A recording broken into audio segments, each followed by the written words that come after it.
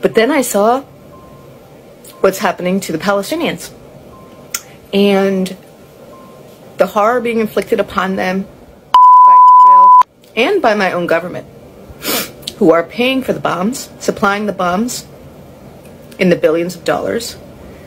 And I realized that this punishment is okay by me. 6 months ago, I would have told you, even though I'm 53 years old, I would have said, I truly believe that every person is a good person, deep down. And all people deserve forgiveness for past actions. But at this point, no. No. I understand this verse now. And I'm sorry for what my government is doing to the people of Palestine and how we're complicit. I'm really sorry.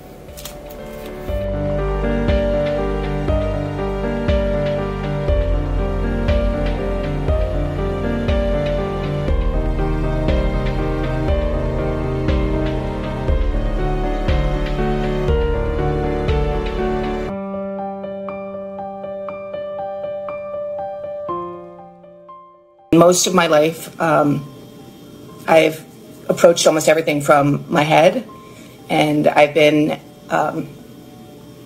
agnostic for a long time. I'm 53 years old.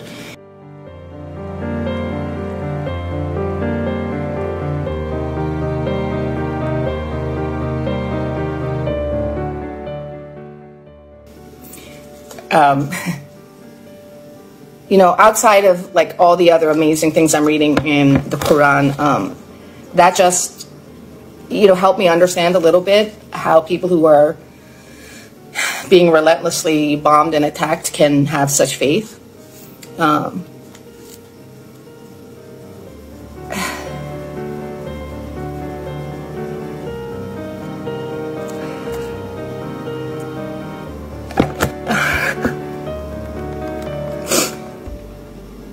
Okay, anyway, I hope that I can learn from other people who post on my account, and you'll be patient with me as I try not to offend anybody. That's my big thing, is that I don't want to offend anybody.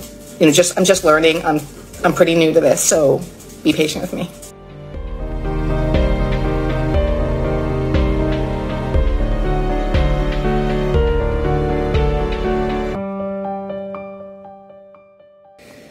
Surah 2, verse 177.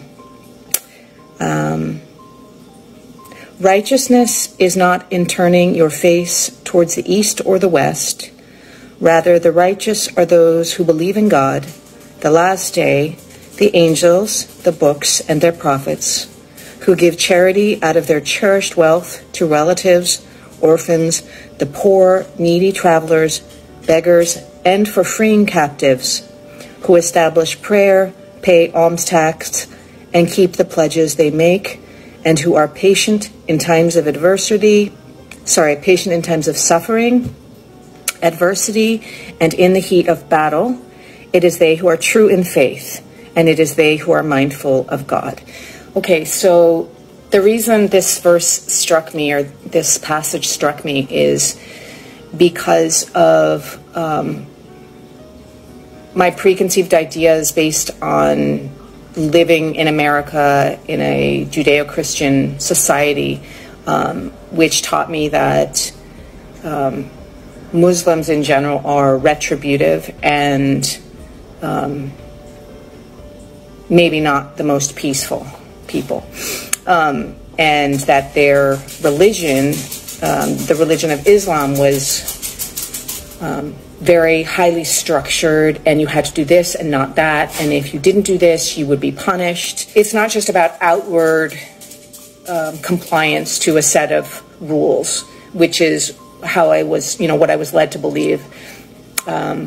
as an American, you know, like there's all these rules and you better not break them, because if you do, that's it. Nobody, not God, not Allah, not the believers, nobody will forgive you.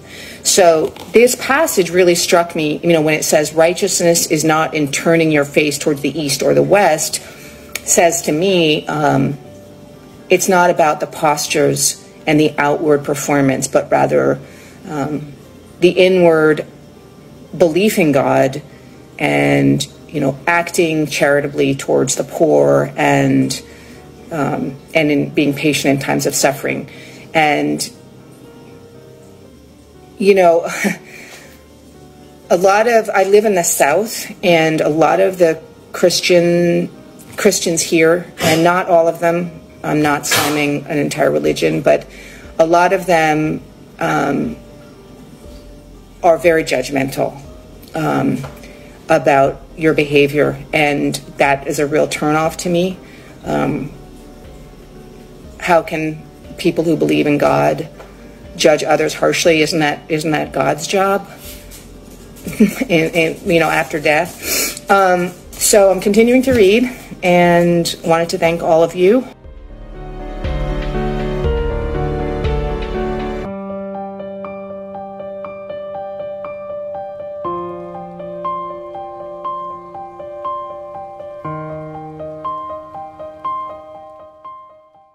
Anybody who's raised in a Christian tradition, even nominally Christian, has this understanding of original sin, that we were born as sinners and we inherited the sin of Adam.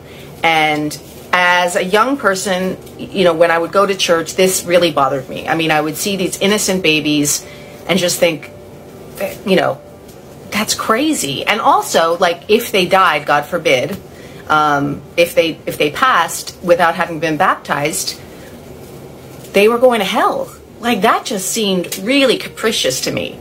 So after reading this ayah, I did a little bit of research, and it turns out that Islam doesn't believe in original sin at all.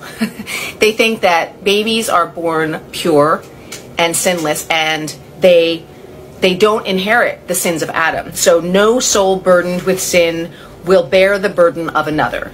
So that's a verse that basically says, not only do you not bear the burden of another sin, but you don't bear Adam's sin either. You don't bear anyone's sin.